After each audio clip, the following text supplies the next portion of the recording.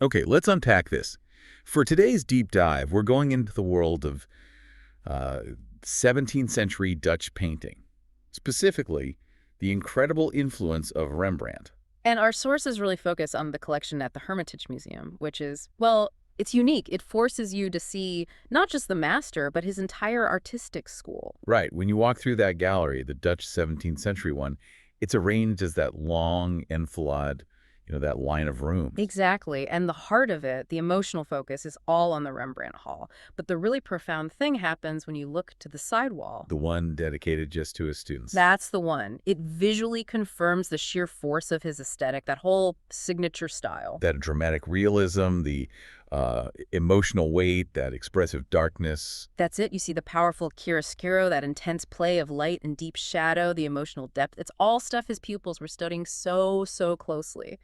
Our sources detail how Rembrandt didn't just run a studio, No, he created an institution. an institutional school, or as his own contemporaries called it, an academy. And that's really our mission today, isn't it? To understand that academy, we're going to explore how he built it, the surprising commercial structure behind it, and the strict rules he had for copying. And how specific works in the Hermitage by his students really showcase a legacy that was much more than just simple imitation. So where does it start? Well, the story is that this academy came together very quickly. Rembrandt took his first pupil in Leiden way back in 1628. And think about that for a second. The student was only 15. And Rembrandt himself was, what, 21? Only 21, barely established himself, and he's already attracting apprentices. Wow. I mean, he's barely out of his own apprenticeship at that point. That takes a huge amount of confidence. It really does. And then when he moves to Amsterdam in 1630, Which was the global hub for trade, for art, for everything. the absolute center, he joins the workshop of this big art dealer, Hendrik Eilenberg, and that move was crucial. It brought in a pleiad of pupils, as the sources put it, all of them just eager to learn his new technique. And these weren't just, kids learning a trade, right? I'm guessing his tuition fees were pretty high. Oh, astronomical. And the sources are clear that his students weren't beginners. They were often artists who'd already finished an apprenticeship somewhere else. So they were coming to him for a kind of postgraduate course in the Rembrandt style. You could say that. The German artist Joachim von Sondra noted that the workshop was always full, and many students were from noble families, a very high-end elite group. Okay, let's get into that commercial side. How did he manage to make a top-tier art school also a, money-making machine? That feels very modern. That's the key insight into his genius, really. It was an artistic center and a profitable business at the same time. Huh. The students were constantly making copies of his paintings, not just for practice, but for sale. For sale, okay. And here's the rule that really makes you stop and think. Hmm. The students were allowed to sell those copies, and they kept the profit for themselves. Oh, wait, really? That's a radical economic incentive. It basically guarantees they're going to work hard and be productive. Exactly. It gave them an immediate way to make money, and it ensured that copies of his style were flooding the market, which, basically expanded his brand. But that drive to compete is what really pushed the innovation. And this is where the story gets fascinating. There's that anecdote from 1645 about illusion. Ah, yes. The famous trompe-l'oeil story. In 1645, Rembrandt paints this young woman leaning on a cell looking out of a window, and it caused an absolute sensation. A sensation that literally tricked people. The legend is that he put the painting in a real window frame on the street. He did, and for 3 full days, people were walking around it, completely convinced they were looking at a living person. It's the ultimate artistic prank. But it had really profound consequences for art. It basically cemented a new type of painting that he was pioneering, the figure in a simulated window frame. It gives this unique trompe-l'oeil effect, deception of the eye, which his students just immediately adopted. You see it so fast, like in the work of Art van Halstraat in his self-portrait. Right. Halstraat's self-portrait is based on a study he did with Rembrandt, and it just embodies the master's aesthetic. He's not wearing trendy 17th century clothes. He's got on this big old-fashioned tabard artist's clothing and the velvet beret. The beret that Rembrandt himself made into, like an artistic trademark? Exactly. The whole outfit is a statement. And look at what he's doing. He's actively drawing the tower of the Westerkerk in Amsterdam. It reinforces the core lesson of the Academy. Drawing is the father of art. And observation of nature and reality is the artist's principle of action. And that focus on deep observation led them to master this very specific, very expressive genre, the trony. So what makes a Trony different from just a normal portrait? A trome was what you'd call a boundary genre. It wasn't a strict portrait of a specific person. It was an expressive half figure, a bust, or a half length of a model dressed up in some kind of fantastic or exotic costume. Something suggesting history or the Bible, or maybe even the theater. Exactly. It was the perfect way for them to experiment with texture, light, and character. It sits right in that space between pure portraiture and grand history painting. And two of his most successful students at this were Govert Flinck and Ferdinand Bol. Flinck joined in 1634, and he was so good, he basically took over the workshop when Rembrandt left a year later. His portrait of a young man with black feathers in the Hermitage is a brilliant example of a trony. The detail in the costume is what always gets me. Yes, look at that exotic Eastern fabric used as a scarf. These were luxury imports in Amsterdam, often used as belts in the East, but Rembrandt's school repurposed them as artistic props. They signal, wealth and character. And you can even see the history of the painting itself, right? You can. If you look at the bottom, you can still make out 2 inventory numbers. It shows it was in the earliest Hermitage catalogs under Catherine the Great. That's amazing. But we're talking about mastering the Trony so well that it caused confusion for centuries. We have to talk about Ferdinand Bol. Oh, absolutely. Bol was maybe the most skilled imitator. His technique was so good that well into the 18th century, his paintings were constantly being mistaken for genuine Rembrandts. Like his old philosopher, sitting in thought. A classic case. He's wearing a Polish costume, sitting in that pose that symbolizes melancholy.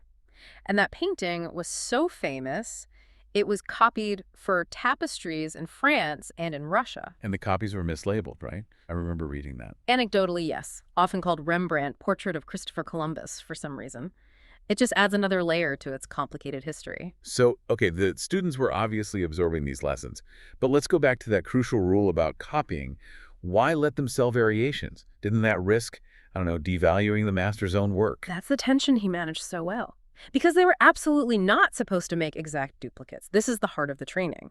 The rule was to produce copies secunda inventione. The copy with a second invention. The copy with a second invention. The student had to change something, alter a figure, switch the landscape, use a different costume. So it forces them to engage with the idea of the composition, not just the technical skill. They have to think creatively inside his framework. Precisely. It ensures they're interpreting, not just replicating. And that idea of invention was even more important when they moved up to the highest artistic ambition of the time. Historical painting. The peak of the genre hierarchy, biblical scenes, mythology, history. Rembrandt saw himself as a history painter, first and foremost. His advice was very methodical. Group the figures together. Yes, organize compositions by grouping figures in small, natural clusters of 3 to 5 people. It creates rhythm, a sense of real, spontaneous drama. And you see that dramatic grouping so well in the work of his late student, Arndt de Gelder. His sacrifice of Jeroboam in Bethel is just pure historical drama. It's the moment the king is rebuked by a man of God, he reaches out to grab him, and then bam, divine retribution. His hand shrivels, and the altar just falls apart. High theater. All delivered with Rembrandt's light and shadow. And even young students were showing this kind of mastery early on. I'm thinking of Jan Victors. Victors created his magnanimity of Scipio Africanus when he was only 20. It shows the Roman general returning a captive girl to her fiancé and refusing any payment. And compositionally, he borrowed a specific device from Rembrandt. The figure on a raised platform. The central figure addressing everyone from a raised platform or elevation. It's a symbol of moral or political authority. It sounds like the school was bigger than just the core group of students paying tuition. It was a true academy. The sources say Rembrandt hosted open drawing sessions with live models, and these were attended by all sorts of people, dilettantes, cartographers, engineers, anyone who needed drawing skills. Like Jacob Backer. Backer went to the sessions even though he wasn't a formal pupil. His work, Granita and Difilo, illustrates a love scene from a Dutch classic. It's that exact moment the shepherd offers the lost princess water in a seashell and just instantly falls in love. A moment of pure, distilled emotion. Which was the final test for any artist in Rembrandt's circle. And that intense focus on emotion brings us to the central practice of the studio. Emulation. Emulation was the engine. It drove the competition. Rembrandt pushed his students to paint self-portraits because he believed studying your own face was the best way to learn how to depict different emotions. And for him, emotion was the core of all art. And he didn't just teach it, he modeled it. He was looking back to the Italian Renaissance himself. Exactly. His famous 1640 self-portrait, the one where he's standing by a parapet, was a direct nod to earlier Italian masters. And the challenge he set was immediate. All of his pupils started painting themselves in that same pose, Almost all of them, competing directly with their master and with the history he was referencing. which leads us right to the final jewel of the Hermitage collection, the piece by his late student, Arndt de Gelder. De Gelder's canvas, often called the artist's self-portrait with a 100 guilder print. The figure is in that iconic Rembrandt pose, elbow on the parapet, and in his hand, he's holding a very recognizable Rembrandt etching. But there's still a debate, isn't there, whether it's actually de Gelder or his friend, the collector Jacob de Martes. The debate continues, yes. But either way, the function is the same. It's a definitive homage, a tribute to the master. It shows how profound the influence was, that even late in his life, de Gelder was honoring Rembrandt with that competitive pose and by literally holding his work. So what does this all mean for us today when we look at these paintings? It means Rembrandt created this self-sustaining artistic system. It was rooted in commercial practice, in fierce competition, and in a relentless search for emotional truth. His style was so powerful that it kept influencing artists for centuries, crossing borders and embedding itself in global collections, just like the one in the Hermitage. So we've seen how Rembrandt built this institution that was commercially smart, incredibly competitive, and just laser-focused on artistic innovation. We know his students had to practice secunda inventione, a copy with a second invention. They had to make the work their own. And we know they mastered the trony, a genre that leaned so heavily on these exotic, non-European props. So here's a thought. Given that Rembrandt himself mostly focused on Dutch history or biblical scenes, does the trony, the genre with all those Eastern scarves and velvet berets, does that represent the student's actual second invention? Was this focus on the exotic character portrait their conscious way of creating a unique signature that their master, brilliant as he was, never fully claimed for himself? Something to consider next time you see a figure leaning out of a window in the Hermitage?